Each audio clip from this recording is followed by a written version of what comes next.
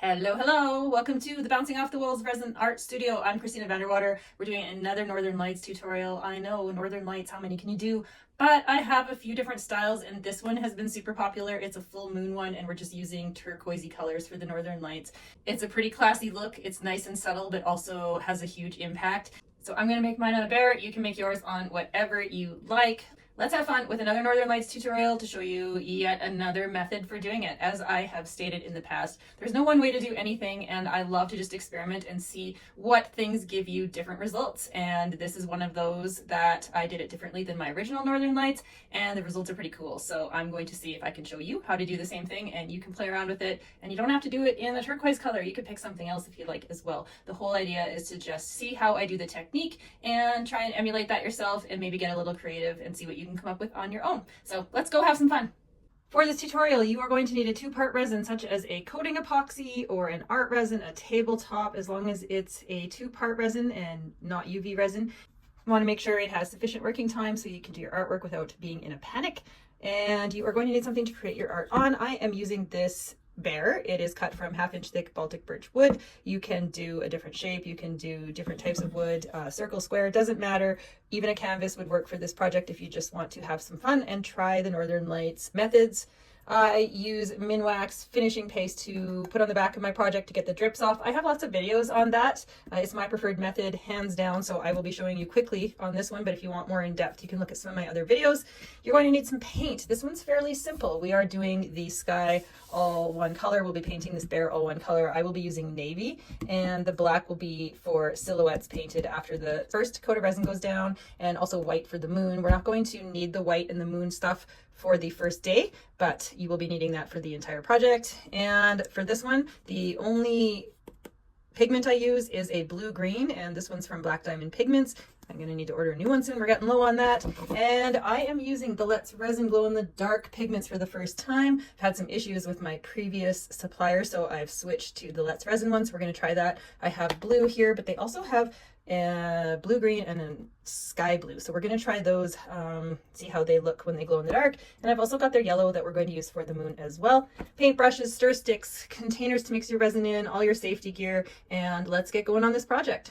Okay, to prep my bear for the resin, I am going to just paint him. This one I'm painting just a solid color, and I'm going to go with a navy blue. You can use any acrylic paint or a spray paint for this. Spray paint is super fast if you want to go that route. It's the middle of winter here. It's actually a super cold day, and I would need to go out to my garage to do spray painting. So I'm hand painting so that I don't have to do that because I don't like the cold. So I'm going to hand paint this bear. We're going to turn him navy blue and get it ready for resin. If you're doing your project on wood, you want to put a base coat for many reasons. One, you need to seal the wood in, or you're going to get a lot of air that comes out of the wood and you're going to have a lot of bubbles in your resin. But also, even if you add color to the resin, you still get a little bit of transparency, and you don't want this light wood showing through, especially with what we're going for. For this one, our first coat of resin is mostly going to be clear. So the paint job that you do on here is actually quite important because you will see it through. For this one, you can also do a black if you want a bit of a darker sky. I just really like how the navy blue looks. It's quite a dark navy blue, as you can see, but it looks really good with the teal color of the Northern Lights. But you can do black as well. The choice is up to you. You by no means have to stick to the colors that I am using. When I paint my base coat on the wood, I always go around the edges, make sure everything is sealed in, and there's paint on the edges as well. You don't want your edges to look unfinished. I usually do the edges first. Just keeps my hands a little bit cleaner. And we go around and we paint this entire bear one solid color for this one.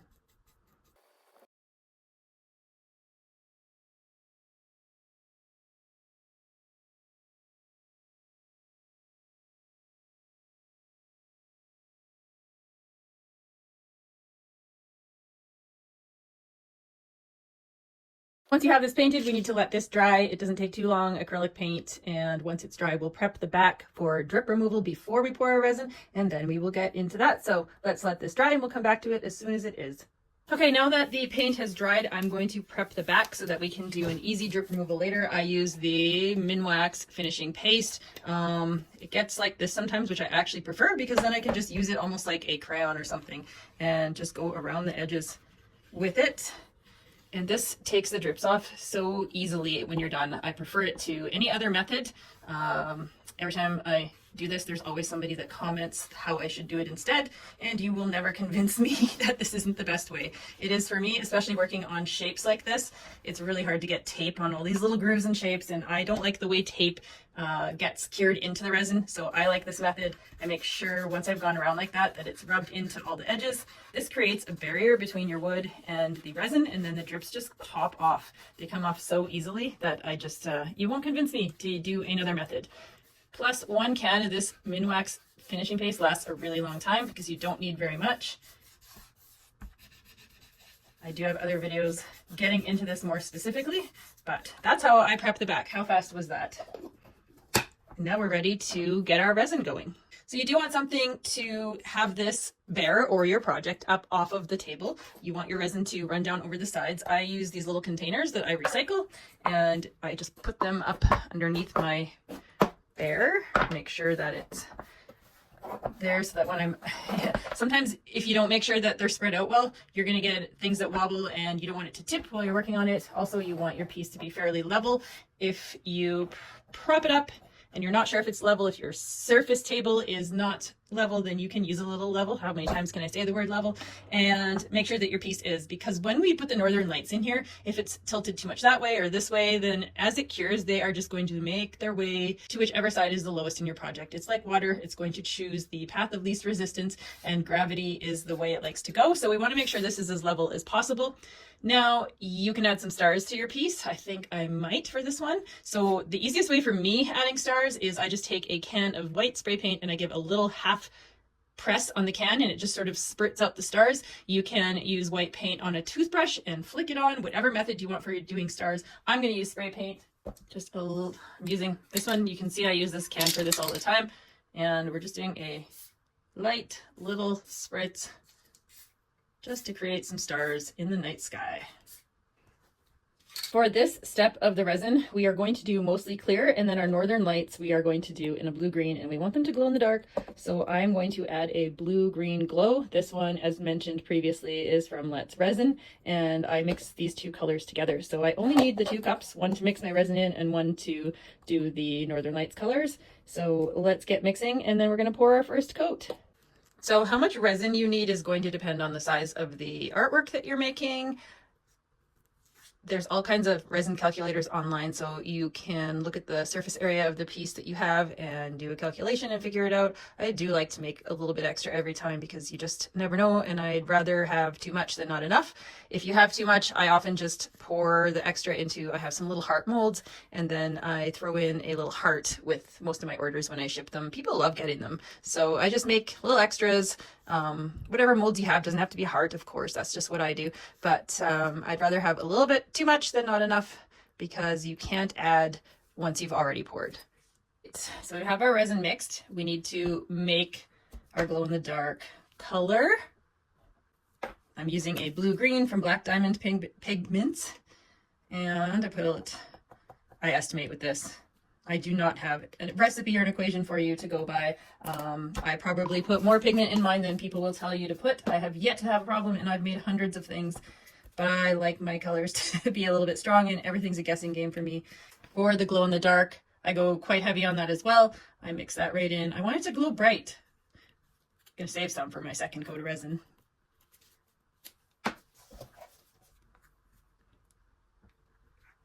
We mix up the northern lights and keep the rest of our resin the clear.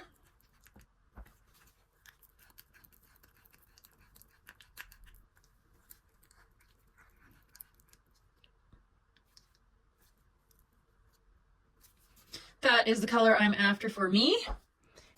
Okay, so for this one, I cover the whole entire thing in clear. So we are just going to go over our whole piece. We're going to get this entire bear covered in clear. When I'm making a piece like this, I do the edges as well.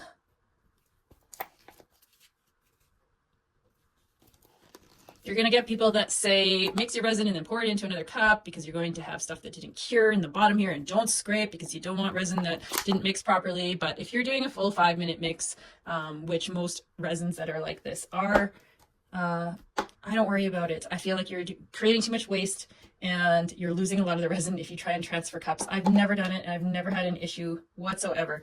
Once I have the clear coat on, I'm kind of hands-on, as you know if you follow my videos, and you don't need to use your hands for this. You can use tools, but I find that with a piece like this bear that has lots of edges and different shapes, it's just easier. I spread the resin out on the top, and then I just come through and make sure that it's smooth and around all of the edges.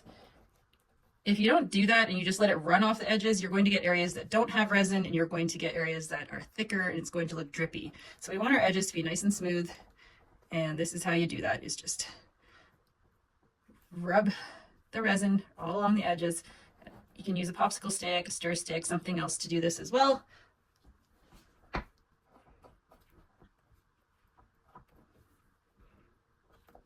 We want to seal in the paint.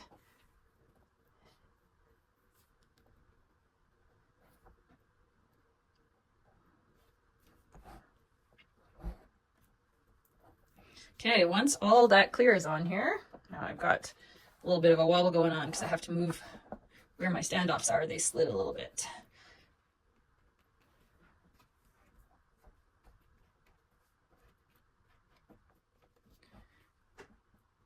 So once we have our clear coat on, I don't worry about any bubbles yet. I'm going to change out my gloves.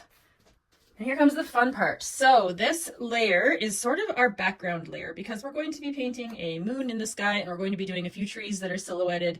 We want to make sure we have something for those trees to silhouette against. And when we pour our northern lights, we're going to also be using tools of some type, whichever you have, to kind of blend and pull those northern lights up. So you don't want to start too high with them, or you're going to pull them right off the edge and over the side. We want to start lower, and I like to go a little heavy on the bottom with this one so that when we paint our trees, they have bright glow in the dark stuff behind them and they stand out. Otherwise, they're not going to stand out great against the navy blue. So I take the glow in the dark and I go quite thick with it, just in a sort of,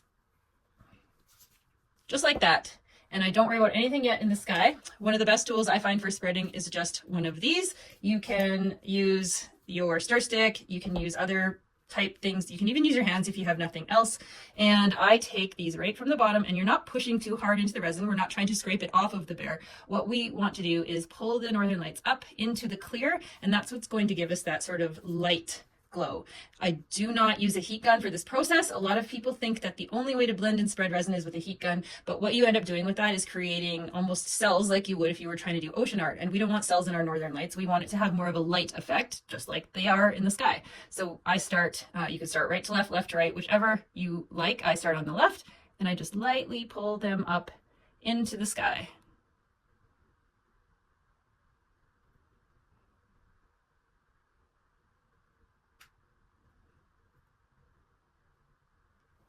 And as you can see, you can, if you keep it a little heavy right on this part, you still get that sort of look of how the northern lights would be, and then the lights sort of shine upwards. Now, if you want a little bit more up in this part of the bear, or whichever is your piece, I'm going to just do a little bit down here.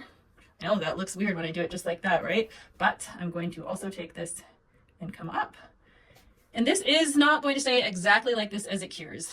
It's going to move a little bit, it's going to blend a little bit more. It's actually not going to be quite as bright. I find that when things cure, because this blends a little bit with the clear, it won't look as perfect as it looks now. But I'm pretty happy with how this looks. We're going to just take out the little micro bubbles, use a torch for this, not the heat gun. We don't want to heat it up too much because then we will for sure get movement. And we like how this looks, so we want it to stay this way. We're going to remove the micro bubbles, we're going to leave it to cure, and then we will start the next step, which is painting some trees, painting a moon, and doing our last coat of resin. This is going to take an entire day to get to the stage of cured enough to be able to do that. So next part of this video will be tomorrow for me, maybe a day or two for you. It depends on when you're watching this. Let's get these bubbles out of here. All right, a little bit of torching, get the bubbles out. You can see that the teal color in there has already spread a little bit. It's not exactly how I put it, but that's another reason why you don't want to overthink this. You don't want to play around with it too much. You'll notice I put the resin on, I dragged it up, and I have left it. If you start playing too much, you're going to muck it up too much, and you're going to lose some of this. And this is the part that just looks so awesome once this project is done. And you can see it almost is like light rays up into the sky. And we I want it to stay this way as much as possible. I will try and show this without the reflection of my lights. It's always hard to show resin, but there we go. If I tilt it that way, you can see how it almost looks like those northern lights start down here. They're glowing up into the sky, and we want it to stay that way as best as we can. So let's let this cure, and tomorrow we'll get going on the paint. All right, it is the next day. This is cured and we are ready to paint on it. You can see that as this resin cured, it blended more, the lights blended more. I actually am super happy with how this looks right now because it's essentially our background. We are going to do some more northern lights and a full moon and some trees in this. So this actually lends itself really well to a glowing background behind the trees because we want those trees to really pop against the glow. Now at this stage, you don't have to add any more stars. You can see them quite well already, but if you want a little bit more depth, I love to add a second layer, just a small little spritz of white stars. The layers just give you that depth that looks really cool. So we're going to do one little spritz, then we're going to use black paint, we're going to paint trees, and then the final coat of resin will go on. So let's get started with the painting. Little spritz. Not a lot, we don't need it too thick, but this way you have some stars on the first layer, some on the second, and that's where their depth is going to come from because the thickness of the resin, which isn't super thick, but it's thick enough to add depth with each layer. So painting, this is the part where you can get creative. You don't have to do trees. You don't have to do it the way I'm doing it. You can do something else. It's just cool to put a silhouette in front of the lights. You don't even actually have to put a silhouette. If you like how the bear looks with just the northern lights on it, then you can leave it be. I am going to paint some trees. This one's for an order, so they are specific with what they want. And you want to use acrylic paint for painting on here. I'm just going with black acrylic. How you paint trees is entirely up to you. There's many ways to do it. You can use a fan brush. You can use a thicker brush. I kind of do each branch individually. And once you get practicing, you'll develop your own style. I'm going to go fairly thick with some larger trees kind of all along the bottom here, and they're just going to come up into the lights. Feel free to do yours however you wish.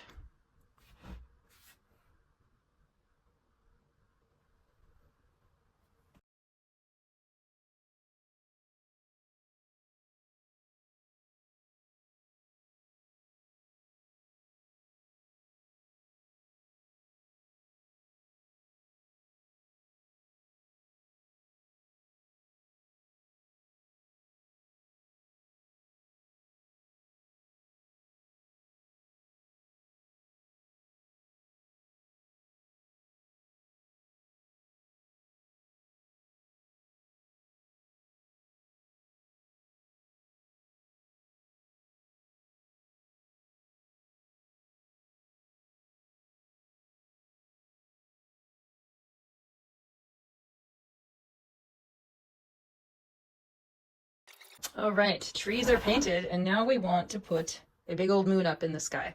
And it can be tricky painting a perfect circle. Don't worry, it doesn't have to be perfect. There's some tricks you can do if you have something round like a container that's the right size. You can always draw a circle outline. I'm going to use a bottle of paint. I'm going to stick it right there and just use a Sharpie marker. It doesn't have to be a gold one. That's just what I grabbed out of my container. And I'm just going to draw a circle. If you can paint your circle without doing this, that's fine too. Just helps you get a perfect circle if you want one. Now, when you put white paint on top of resin, it's kind of like painting on glass. You're going to see through the first layer. So it does require more than one layer. First layer is sort of just like, almost like a primer coat. We want to make sure we hit outside of the edges of the Sharpie so that you don't see it. We're just going to give it a solid white base. This is just so that our next layer goes on nicely. Because the first one, you can see all our brush strokes, and we don't really want that.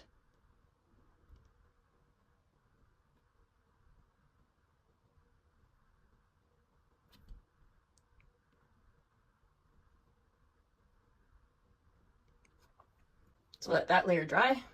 All right, for our second coat in the moon, we are going to make it a little more moon-like. I'm going to zoom in. You can see my brush strokes from that first coat. I finger paint for this part. I dip my finger in my white paint, and then I do a little tiny bit of black paint or gray paint. I don't want it too dark black, but I sort of mix it up. I'll show you here in a second, so that I kind of have a little bit of gray or black on there. And then I just sort of press into the moon, and it's going to look really dark at first. Now the moon has kind of an area that seems a little darker, so I do just that part like that, and I find doing my finger like this just makes it look a little bit more realistic than a paintbrush, but if you don't want to use your finger, you can use a paintbrush. Now I'm dipping back in the white, and I'm going to go over on this side a bit. Basically, we're just trying to give it that moon appearance because we are going to cover this with resin, so I'm happy with that. That's just my finger. Then I like to I will take the end of a little paintbrush like this. I'll dip it in my white and I'll do a couple of these sort of little white spots. Because if you look at the moon, it has a few of these little crater areas that really light up, and I'll put those over the gray. And I take a really, really fine brush and I don't even dip it in paint. I take the little dot that I made and I just sort of drag a little bit of that out.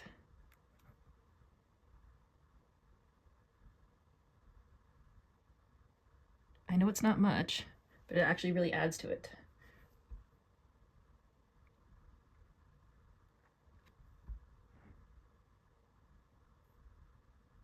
Almost like little starbursts.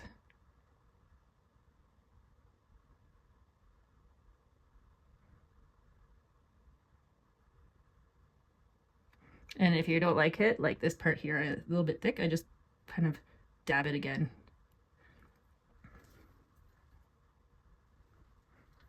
And you can play around with it until you have a moon that you like. I'm happy with this one. Now, if you mess it up, if you don't like what you have, you can use a paper towel and some water and wash it right off of your resin. You're not going to hurt anything. You can start again.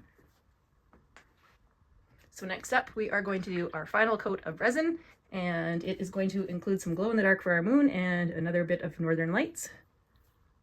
We want to make sure that the moon and the trees are completely dry first, so we're going to let that dry, and then we are going to come back in and do this final coat. Okay, for our final coat of resin, we are going to do mostly clear again, and we are going to do the same color of northern lights that we did in our first layer. You can do it different if you want. And then we are also going to do a little tiny bit of a glow in the dark that is going to be our moon. And we don't need a lot for that because it's just the moon. So let's get stirring our resin. All right, so we have just a tiny bit of resin in this cup for the moon. And I don't want it to be too yellow, so we're just going to add a little bit to make this glow. Still pretty yellow. I'm testing out different glow-in-the-dark pigments all the time, and they're not all the same, and there's different shades you can get in different brands, so it's kind of fun to experiment. And then we made the same Northern Lights colors as yesterday. Now today, instead of starting with the clear, we are going to start with the moon. And with this, you probably even in this little cup made too much. And I just go and put that directly on top of the moon. And don't worry, it doesn't cover it. You actually will get some transparency there and you'll see the paint that you did on it.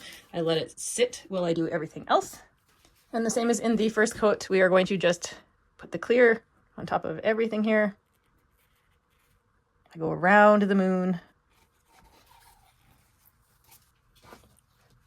And I use my hands to spread it out everywhere. I want to make sure I get good coverage. Right over the edges, smooth those edges up. Especially where there's paint, you want to make sure that you cover the edges that you've come down with paint. Otherwise they will have a matte finish while the resin part is shiny and you'll really notice it. At this stage, I just give the moon a little bit of a wide berth while I'm doing this. You'll notice already that that glow in the dark has already started to spread.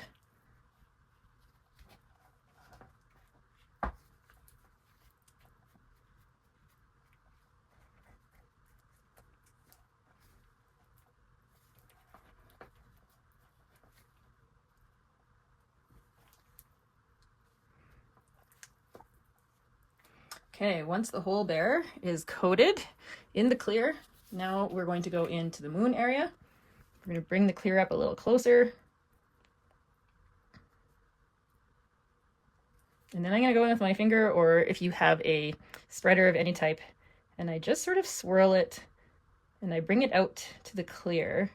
And that's going to be our glow from the moon. So you can see how the painted parts come through that, and now the glow goes in to the resin. And I'm just going to leave that because it is going to spread a little bit. And now we're going to put our next layer of northern lights on, and we're not going to go as thick with this one. And what we want to avoid, this is where it's a little trickier, we don't want to go right across the moon and we don't want to go across the trees. So I will do just a thin kind of line, just like that. And we're going to do the same thing that we did yesterday. Just a light, pulling it upwards. Now when you get to the moon, you don't want to swipe right in front of the moon. So I will use something smaller, and sometimes I will just bring it down a little bit instead of up above the tree, but not as high as the moon. And we are going to leave them again because as this cures, these will spread and change a little bit. But that is all we're doing with this final coat. You can see our northern lights, that these ones are on the foreground. We have our background behind our trees. The only thing left to do is get our bubbles out with a torch.